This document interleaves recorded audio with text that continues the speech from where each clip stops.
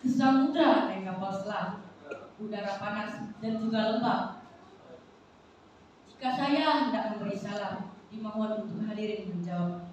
Bismillahirrahmanirrahim. Assalamualaikum warahmatullahi wabarakatuh. Waalaikumsalam. Alhamdulillah, nahmaduhu wa nasta'inuhu wa nastaghfiruhu wa na'udzu billahi min shururi anfusina wa min sayyiati a'malina. May yahdihillahu fala mudilla lahu wa la hadiya lahu. Allahumma shalli wa sallim ala sayyidina Muhammadin wa ala alihi wa sahbihi ajma'in. Amma ba'du. Yang terhormat Dewan Juri yang adil dan bijaksana, pertama-tama hendaklah kita mengucapkan puji syukur atas kehadirat Allah Subhanahu wa taala, yang mana kita masih diberi kesempatan, umur yang panjang dan kesehatan. Tak lupa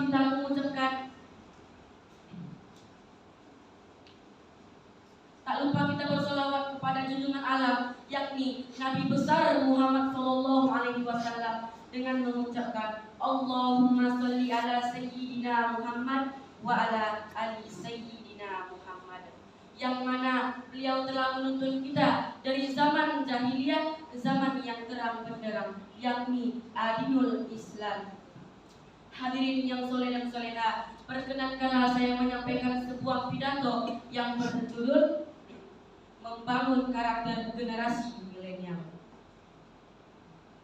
Hadirin, masa muda adalah masa yang penuh dengan warna kehidupan, masa yang penuh dengan harapan, memiliki fisik yang kuat, memiliki fisik dan mental yang masih akurat. Pemuda laksana bara api yang berkobar. Pemuda juga melambangkan semangat yang tak pernah redup, kekuatan yang tak pernah luntur, dan keberanian yang tak pernah hancur. Oleh karena itu, Insinyur Soekarno pernah mengatakan, beri aku 10 pemuda, akan kuguncang dunia. Oleh karena itu, sehingga wajar, pemuda memiliki peran penting dalam maju mundurnya suatu negara. Pemuda adalah tongkat estafet perjuangan di masa yang akan datang. Hadirin yang soleh dan soleha, bicara tentang generasi muda, marilah kita sejenak melihat di era 90-an, di mana pemuda memiliki semangat yang tinggi, sehingga pemuda dianggap sebagai pelopor pembangunan bangsa, sehingga pemuda dianggap sebagai persatuan bahasa melalui Sumpah Pemuda Indonesia. Sedangkan hadirin, sungguh miris yang dilakukan oleh pemuda zaman sekarang. Kemerosotan moral kian merajalela, sehingga seolah-olah menjadi kultur, bahkan menyampaikan antara hak dan yang batil. Hadirin, sungguh banyak wanita di luar sana memamerkan auratnya di media sosial,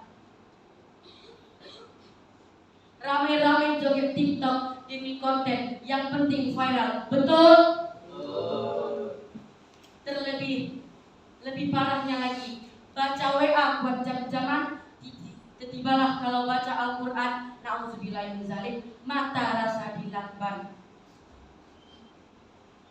Inilah potret kehidupan yang dilakukan oleh pemuda zaman sekarang. Kemerosotan moral yang tidak boleh kita biarkan, terlebih menyalahkan media sosial sebagai penyebabnya. Oleh karena itu, apa yang harus kita lakukan di masa modern seperti ini, hadirin?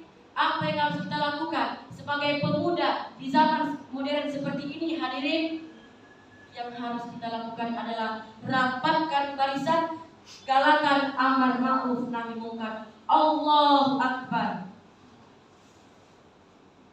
Sebagai firman Allah di dalam Al-Quran yang berbunyi, A'udzu billahi minasyaitonir rajim.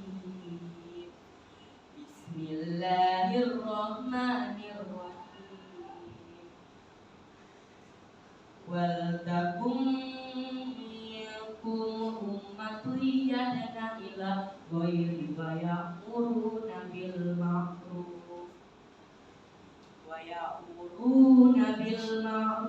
wa yanhauna 'anil ulaika humul muflihun. Yang artinya, hendaklah di antaramu ada segolongan umat yang menyeru pada kebajikan, yang menyeru pada yang ma'ruf dan mencegah yang munkar. Quran surah Ali Imran ayat 104. Oleh karena itu, pemuda zaman sekarang harus berani maju paling depan, dan pemuda zaman sekarang harus menjadi pelopor bukan pengekor. Karena bangsa dan negara ini tidak hanya perlu orang pintar, tetapi perlu pemuda yang berotak london dan berhati Masjidil Haram. Sekian pidato singkat dari saya. Semoga apa yang saya sampaikan bermanfaat bagi teman-teman semuanya, terutama saya sendiri. Saya Kamfa Maulana, utusan SMP Negeri 3 Kualang, memohon diri atas kesalahan, karena yang salah itu berasal dari saya sendiri dan yang benar berasal dari Allah Subhanahu wa Ta'ala. Sebelum berakhir, Kafa ada satu pantun lagi nih. Ibadah sholat untuk miskin dan kaya harus dilaksanakan dengan patuh. Wabillahi taufiq wal hidayah. Wassalamualaikum warahmatullahi wabarakatuh.